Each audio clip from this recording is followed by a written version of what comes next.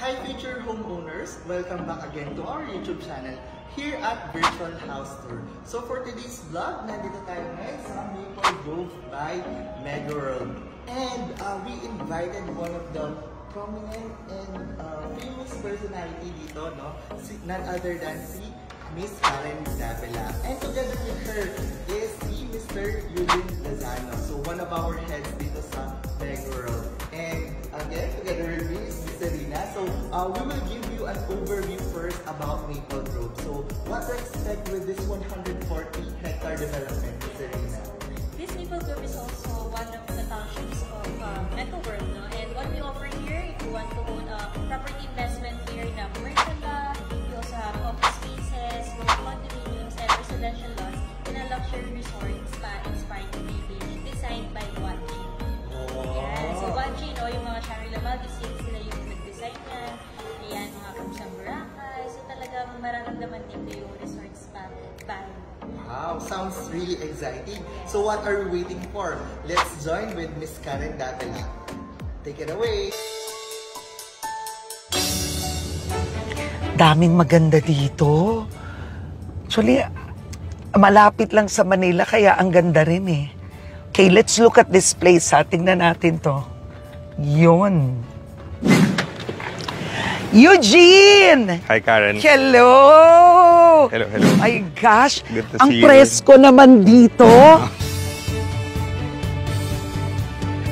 So the government is trying to decongest Metro Manila, no?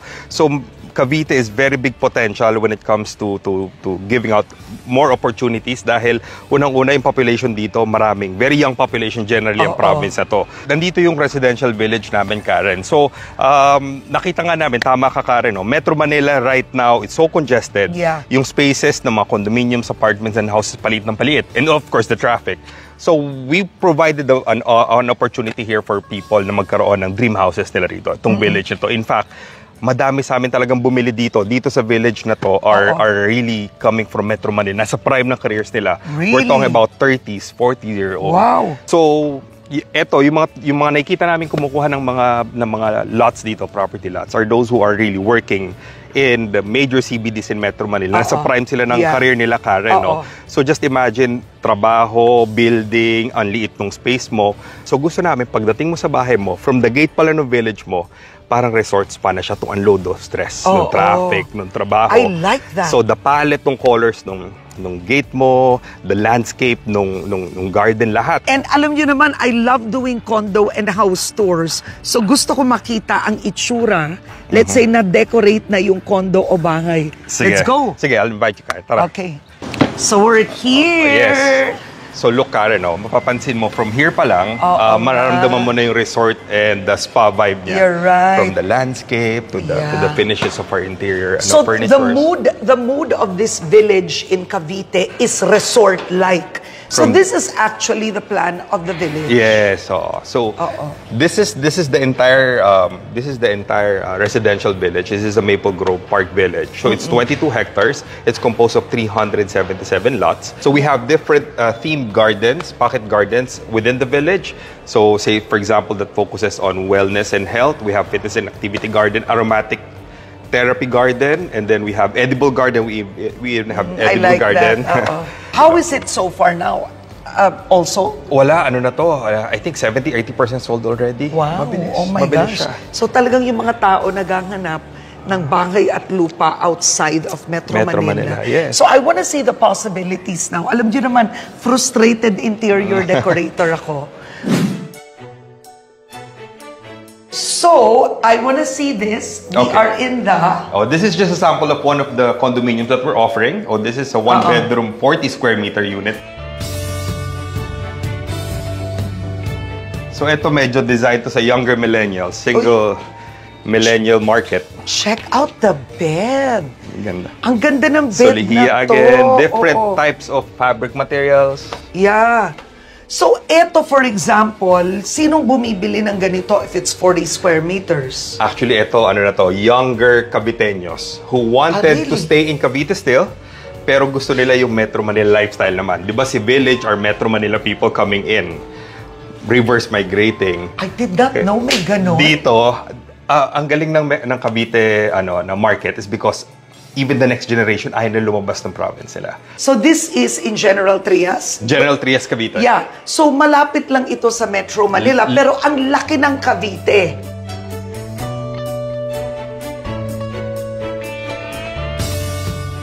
This is the 2-bedroom. Yes, it's a 76 square meter 2-bedroom unit.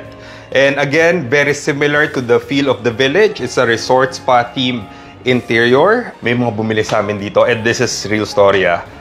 High school batch sila. Siguro mga 5 to 6 2-bedroom units. Ang cute lang ng idea nila kasi gusto nila, pa nag-retire sila, mag-aabutan lang sila ng pagkain sa floor nila. And that's an ideal way to retire with your friends, high school friends, diba? So, ang cute!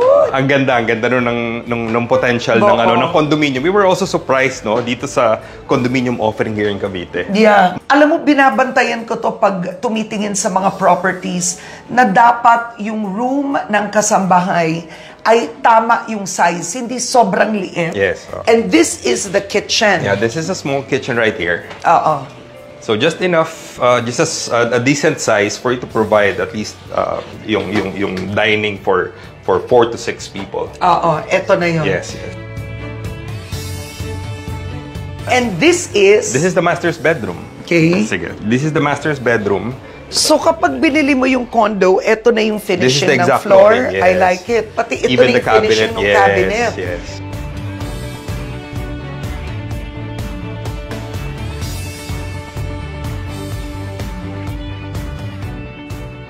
This is the second room. Check this out. Oh, see? I like that.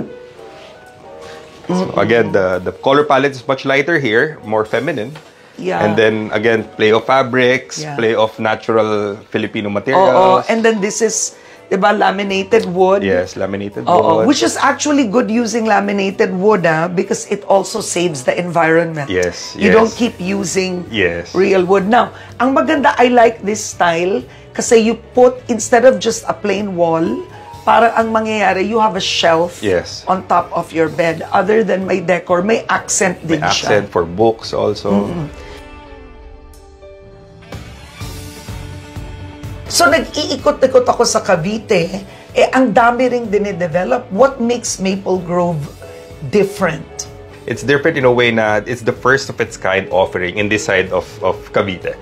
In this side of Antero Soriano, Cavite, kami lang may premium residential village. And Maple Grove, we try to position this as the main central business district of Cavite. Why? Because we see a big interest coming from BPO partners that we have in our townships in Metro Manila who wish to put up their businesses here and wish to put up headquarters of their offices here. So nakikita nila yung ganda ng potential ng mga nagtatrabaho dito dahil yung mga nagtatrabaho sa Metro Manila are actually a lot of them dito nakatira sa Cavite. So instead of mag-travel sila, mag-commute sila papunta ron, they are creating opportunities here.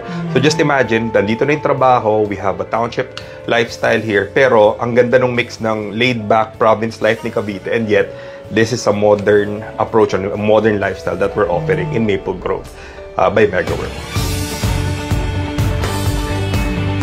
So, I hope you've enjoyed our tour dito sa Maple Grove, di ba, Ms. Arina? Yes, Maple Grove, the Green City and Makati City of the South. Yes, so for more information about our project, feel free to message us with this number and we're more than happy to help you. So see you soon!